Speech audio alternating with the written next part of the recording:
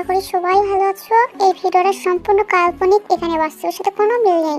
আশা করি সবাই বুঝতে পারতেছো। যারা এটাকে এন্টারটেইনমেন্ট হিসেবে মেনে নিতে পারবে না তারা প্লিজ এটাকে স্কিপ করো। আর প্লিজ তোমার ভিডিও কাছে ভালো লেগে থাকে তাহলে অবশ্যই একটা লাইক কমেন্ট শেয়ার করে যাবা। ওকে গাইস, আর বেশি কথা না বলে চলো ভিডিওটা শুরু করা যাক। খাটের পাশে তেজক যেতে তেজনকে ওঠে, কারণ ওইখানে জাঙ্গু আর তের একটা কাপল পিক, যেখানে জাঙ্গু তার দিকে তাকিয়ে আছে আর সে আকাশের দিকে। দুজনকে সুন্দর লাগছে। পিকটা জাঙ্গুকের পার্টির দিনকার। বেলকনি থেকে জাঙ্গুর কথা আওয়াজ আসছে। তে মুস্কি এসে সেদিকে এগিয়ে যায়, কিন্তু কিছু কথা কানে আসতেই থেমে যাইতে জাঙ্গুক ফোনে বলছে। জাঙ্গুক ফেরত জিনিস কুড়িয়ে নেয় না। তুমি কি ভেবেছিলে আমাকে অপশন হিসেবে রাখবে আর আমি জানবো না? আর জানলেও তোমাকে নিয়ে পড়ে থাকবো? অবস্থায় কিছু বলার পরে জাঙ্গুক আবার বলে, তেকে আমি ভালোবাসি। আমার কাছে পৃথিবীর সব থেকে সুন্দর মানুষ হচ্ছে আমার তেকের আম্মা, মিস ওয়ার্ল্ড। সে আমার, তাকে ছেড়ে দেওয়ার মতো অনেকগুলো কারণ আছে, কিন্তু আমি সেসব দেখবো না। আর তের সম্পর্কে আমি অন্য কারো থেকে কিছু শুনবো না। সে ইজ মাই ওয়াইফ। তার সম্পর্কে কিছু বলতে হলে 10 বার ভেবে বলতে হবে, নাহলে জিপ টেনে ছেড়ে দেবো। তে দাঁড়িয়ে থাকে। যেমন কিছু খুব রেগে আছে সেটা ভালোই বুঝতে পারছে। তার এগিয়ে যাওয়া উচিত কিনা ভাবছে। হঠাৎ হেরে গেল কেন? কেন? কে ফোন করেছে? কি বলছে সে জাঙ্গুককে? তখনই আবার জাঙ্গুক বলে ওঠে, আয়ু নেক্সট টাইম আমাকে কল করবে না তুমি। তোমার থেকে কোনো ইনফরমেশন নিতে চাই না আমি। তোমার প্রতি আমার কোনো ফিলিংস ছিল না, আর না থাকবে কোনো দিন। মায়ের প্রতি আমাকে ভালোবাসা বুঝিয়েছে, তোমাকে আমি কখনোই ভালোবাসিনি। জাস্ট তোমার দুঃখের কথা শুনে মন গলে গিয়েছিল, তাই সঙ্গ দিয়েছি। এটাকে ভালোবাসা করো না প্লিজ। জাঙ্গুক কল কেটে দেয়। ফোন পকেটে রেখে লম্বা শ্বাস টানে। সে জেনে গেছে তার মায়ের করা থেকে অপমানের কথা, জেনে গেছে তার মায়ের প্ল্যান। লজ্জিত সে। কী করে এই মুখ দেখাবে দেখে? কী করে যাবে তার সামনে? কী করবে সে? কী করে তার মায়ের প্রতি অপমান খোঁজাবে? রাগে পুরোপুরি জ্বলছে জাঙ্গুকের। রাগ কন্ট্রোল করতে না পেরে রেগে কয়েকটা খুশি দেয়। হাত পুরো লাল হয়ে যায়। তে ভয় পেয়ে দৌড়ে আসে এবং আবার খুশি দিতে যাবে, তখনই তে হাত ধরে ফেলে জাঙ্গুকের। জাঙ্গুক তাকায় না তের দিকে, শক্ত করে অন্যদিকে তাকিয়ে থাকে। তের কষ্ট হয়। সে জাঙ্গুকের মুখের দিকে তাকিয়ে বলে, এমন কেন করছেন? কি হয়েছে? জাঙ্গুক তের থেকে হাত সরিয়ে নেয়। তের দিকে পেছন ফিরে তাকায়। তে প্লিজ আমাকে একটু থাকতে দাও। তে চমকে ওঠে, চোখের পানি টলমল করছে। এই প্রথমবার জাঙ্গুকের মুখে তের নামটা শুনলো। খারাপ লাগছে শুনতে। এই মুখটা শুধুমাত্র থেকে করে আম্মা মায়ের প্রতি জিম্নার্থে এসবই মানায়। তে নামটা বেমানান। দুই গায়ে পেয়ে কয়েক ফোঁটা পানি গড়িয়ে পড়ে তের। হাতের উল্টো পেটে পানিটুকু মুছে নেয়। শক্তটায় জাঙ্গুককে প্রশ্ন করে, আমাকে বলুন না কি হয়েছে আপনার? আমাকে মুখ ফিরে কেন নিচ্ছেন? জাঙ্গুক দেয়ালে পিঠ থেকে বসে পড়ে, চোখ দুটো বন্ধ করে নেয়। ভীষণ অসহায় লাগছে তার। ভালোবাসা অপমান মেনে নিতে ভীষণ কষ্ট হচ্ছে তার। তার মা যদি একবার মুখ ফুটে বলতো, আব্বা দেখে আমার পছন্দ না, তুই ওকে ভুলে যা।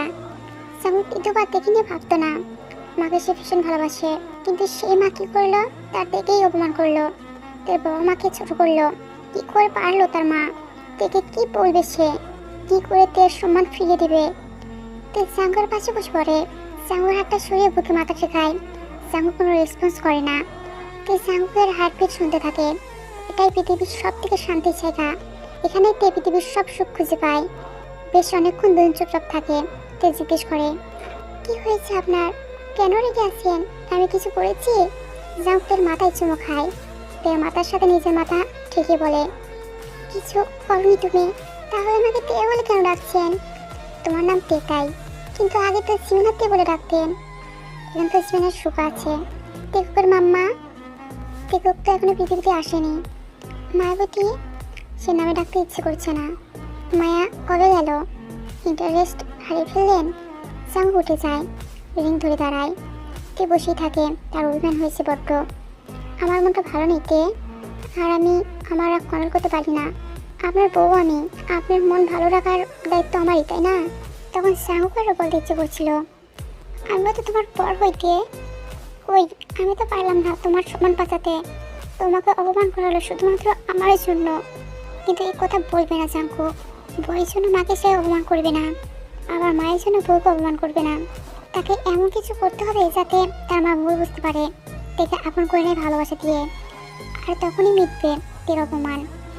বাসায় যাবে তো? না থাকবো আজকে। যাও সবার কাছে বলে আসো আমি তোমাকে ছেড়ে আসবো। তে ফুসে উঠে, বললাম না যাব না। ঠিক আছে, তাহলে লেন্সের কাছে গিয়ে ঘুমিয়ে পড়ো। তে টুকটাক পা ফেলে জাঙ্কুকের বেডে বসে পড়ে। জাঙ্কুক আসে তার পেছন পেছন। যতক্ষণ না বলবেন কি হয়েছে ততক্ষণ আমি এখান থেকে এক পা নড়ব না। জাঙ্কুক আলমারি খুলে নিচের টি শার্ট আর ট্রাউজার নিয়ে তের দিকে তাকে বলে, ইনডিরেক্টলি বাসা করার প্রপোজ দিও না, আমার মুড নাই।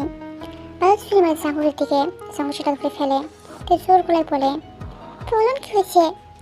জাঙ্কুক তের দিকে বাজার ছুরি মারে। একদম তের মুখে এসে লাগে। তে ঠাস করে পড়ে যায়। জাঙ্কুক হেসে ফেলে, এরকম তেলাপোয়ার শরীর নিয়ে আমার সাথে কোটামি করতে আসো? ভয় করে না? মাথায় তুলে একটা আচার মারলেই তো ফুটে যাবা। জাঙ্কুকের দিকে কটমট চোখে তাকিয়ে থাকেতে। জাঙ্কুক টানটান হয়ে শুয়ে পড়ে। যাও লাঞ্চের রুমে যাও।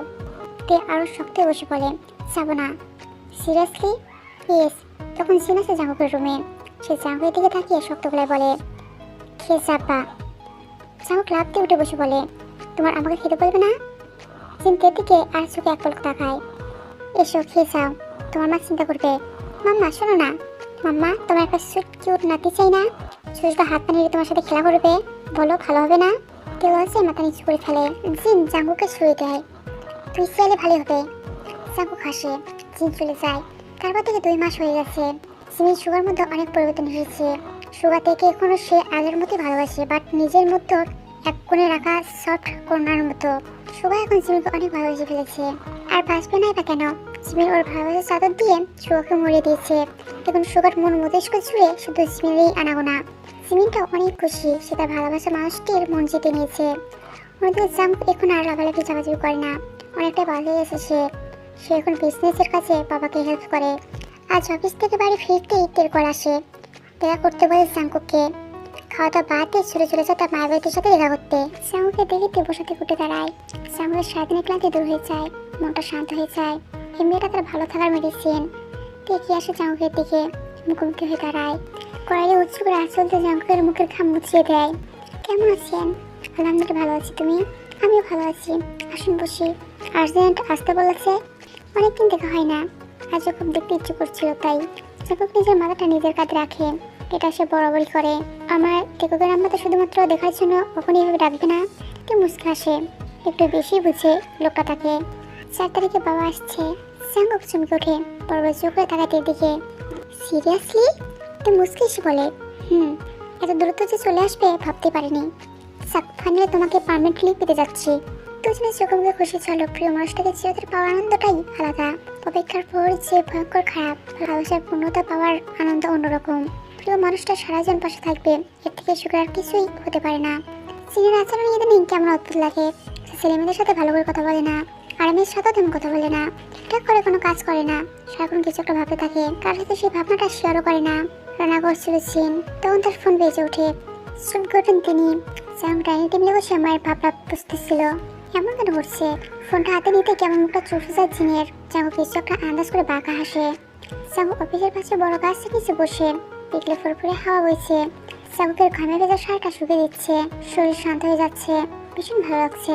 ওরা জাঙ্কুকের সামনে এসে দাঁড়ায়। জাঙ্কুক আয়ুর মুখের দিকে তাকায়। জানা আছে জাঙ্কুকের এখনই জিজ্ঞেস করবে বিয়ে কবে করবে।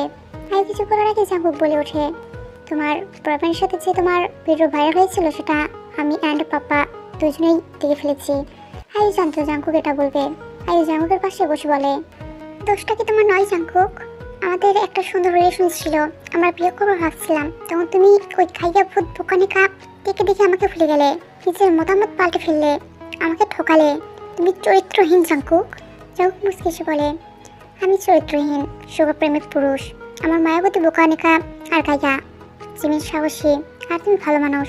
এটাই তো জীবন আয়ু। সবাই যদি একরকম হয় তাহলে মায়াবতী আর আয়ুর মধ্যে পার্থক্য বুঝবে কি করে? আয়ু দাদা যাচ্ছে তাকা জাঙ্কুকের দিকে। আয়ু, তুমি আমাকে অপশন হিসেবে রেখেছিলে। আমি যখন তোমায় নিয়ে ভেবে গেছি তখন তুমি আমাকে নিয়ে ভেবেছ? ভাবনি।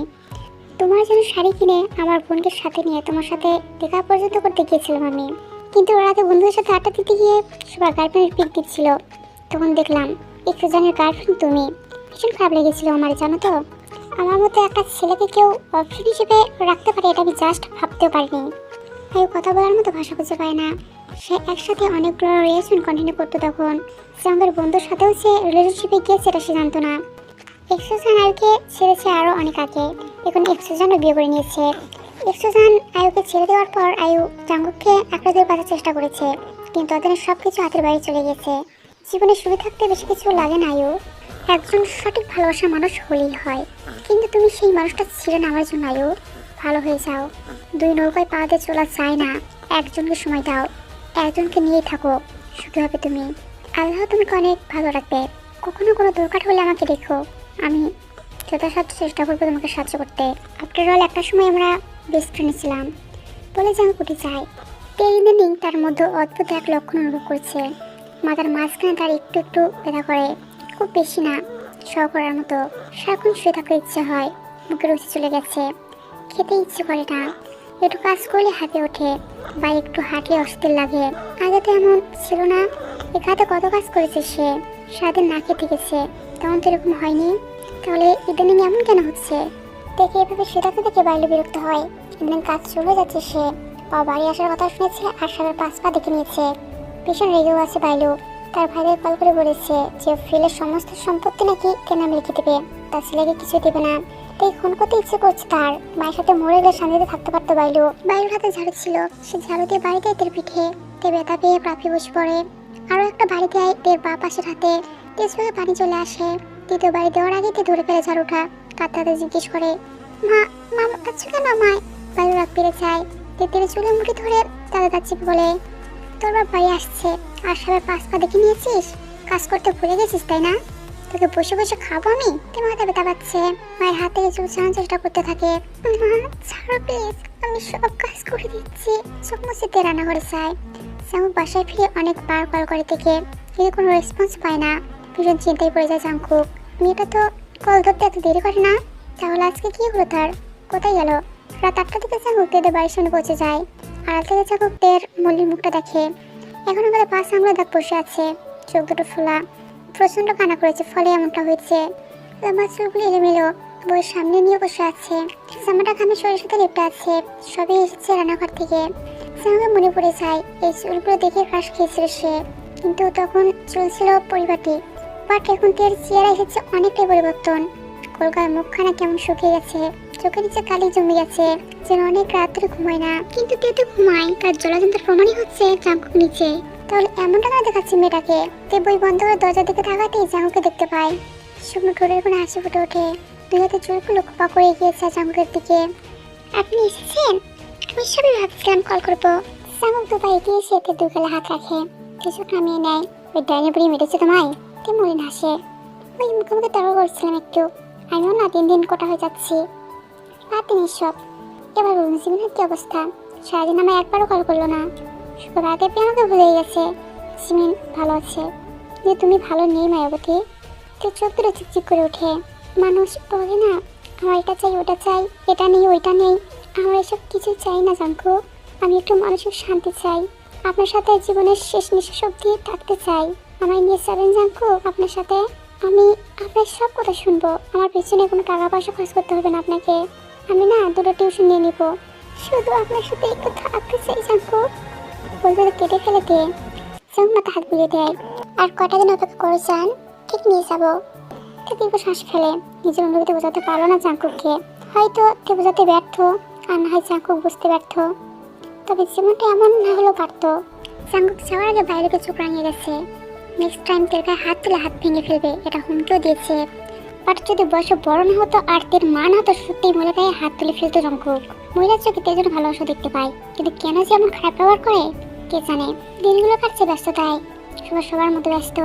তের শরীরটা ইদানিং আরো বেশি খারাপ লাগে। তে আয়নার সাথে দাঁড়িয়ে নিজেকে দেখছে, মনে মনে ভীষণ চিন্তিত সে, এমন কেন হচ্ছে? চিরুনি ভর্তি চুল উঠে যাচ্ছে, চোখ দুটো কেমন মোড়া মোড়া লাগে। নিজেকে দেখে নিজে অবাক হয় তে। ব্যাপারটা জিমিনও খেয়াল করেছে, আর করবে নাই বা কেন, নিজের আত্মা বলে কথা। তাই এক প্রকার জোর করে থেকে জিমিন আজ হসপিটাল নিয়ে যাবে। বেলে বেলে সুগা আসে জিমিনের বাড়িতে, তারপর জিমিন আর সুগা একসাথে তাদের বাড়িতে যায়। জাঙ্কুক এসবের কিছু জানে না, জানার কথাও না, না তে কিছু বলেছে না জিমিন কিছু বলছে। সুগা জিমিনকে দেখে বেশ অবাক হয়। সুগা কখনো যে বাড়িতে আসবে ভাবতে বাড়িতে দেখে থমকে দাঁড়িয়ে থাকে, দেখে জিমিন এগিয়ে যায়। তুই খুশি হইস নি? তুই হারার চেষ্টা করে বলে, খুব খুশি হয়েছি। সুগা ভাইয়া ভালো আছেন? সুগা তার মুখের দিকে না তাকিয়ে জবাব দেয়, আলহামদুলিল্লাহ ভালো আছি। জিমিন ভাইকে নিয়ে বস, আমি আসছি।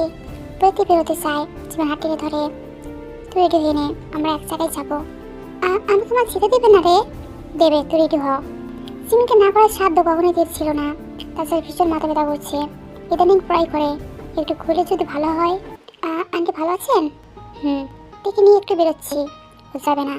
ও যাবে, রেডি হচ্ছে। আপনি কোথায় যেতে দিচ্ছেন না, তাই না? কিন্তু আমি আপনার কথা শুনবো না। ওকে আমি নিয়ে যাব, আপনার কেউ না।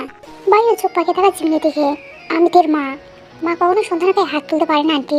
কই, আপনি তো আপনার ছেলেকে টর্চার করেন না, কারণ সে আপনার সন্তান, তে আপনার কেউ না। পুরো জিমি চলে যায়।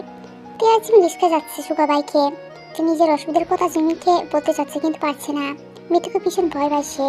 জীবনে এত তো খারাপ সময় গেছে, কিন্তু কখনোই তের মাথায় মৃত্যুর কথা ভুলেও আনেনি। তেকুক বিকুক ওদের দুনিয়াতে আনতে চায়, শান্তিতে সংসার করতে চায়। তে খানছে। জিমি এক হাত দিয়ে তেকে জড়িয়ে ধরে। তে তাকায় জিমিনের দিকে। কি হয়েছে তে? আমি কেন বলিসনি তোর শরীর ভালো যাচ্ছে না? তে চোখে পানি চলে আসে। মেয়েটা বুঝে গেল, অথচ জাঙ্কুক বা তার মা বুঝল না। তে জিমিনের হাত দুটো শক্ত করে ধরে বলে, তুই বুঝে গেলি? তোর থেকেও আমি তোকে বেশি চিনিতে। আর কিছু বলতে পারে না তে। আল্লাহ জিমিনকে পাঠিয়েছিল তার জীবনে। মা বাবা ভাই বোন আত্মীয় স্বজন সবার ভালোভাবে পূরণ করছে মেয়েটা। বন্ধুরা কখনো এমন হয়? টাকা জিম্বারে বসে আছে তে আর জিমিন আর সুগা। টাকা থেকে দেখছে ভালো করে। ডক্টর নিজেও চিন্তিত। জিমিন ধৈর্য রাখতে পারছে না। সে জিজ্ঞেস করে ফেলে, কি হয়েছে আমার টের? ডক্টর তার চোখ আর চেপা থেকে হতাশা শুয়ে বলে, কিছু টেস্ট দিচ্ছি, রিপোর্ট আসলেই বলতে পারবো। বুকটা কেঁপে ওঠে জিমিনের। তের বুকটা অশান্ত হয়ে ওঠে। নিশ্চয়ই বড় কিছু হয়েছে তার, না হলে কেন টেস্ট দিবে? সুগা দুপা পিছিয়ে যায়। এতক্ষণে তাকিয়েছে তের দিকে। এটা ছিল তে না অন্য কেউ। মার বুঝি তের চোখে মুখে অসুস্থতা। এতটা অসুস্থ সে? জিমিনের জিভ দিয়ে ঠোঁট ভিজিয়ে ডাক্তারকে পুনরায় জিজ্ঞেস করে, আমার এতে ভালো হয়ে যাবে তো? ডক্টর তের দিকে কিছুক্ষণ তাকিয়ে থাকে। কত বয়স হবে? 18 কি 19? এইটুকু মেয়ের এত বড় অসুখ? যদিও সে আন্দাজ করেছে, শিওর না। তবে এত বছর ডাক্তারিতে এতটুকু ধারণা তো আজ তার। মেয়েটার চোখ মুখ থেকে মায়া পড়ে গেল ডক্টর। এতটা মায়াবী কেউ হতে পারে? এক পলকে মনকে নেওয়ার ক্ষমতা রাখে এই মেয়ে। ওনার বাবা মা আসেনি? তে মাথা নিচু করে ফেলে। সুগা এগিয়ে এসে বলে, আমি ওর বড় ভাই, আমাকে বলতে পারেন। সিবিন বলে, আমি ওর হাজবেন্ডকে কল করছি। একটা নার্সকে ডাকে এবং নার্সের সাথে দেখে যেতে বলে। বাধ্য বিয়ের মতো চলে যায়।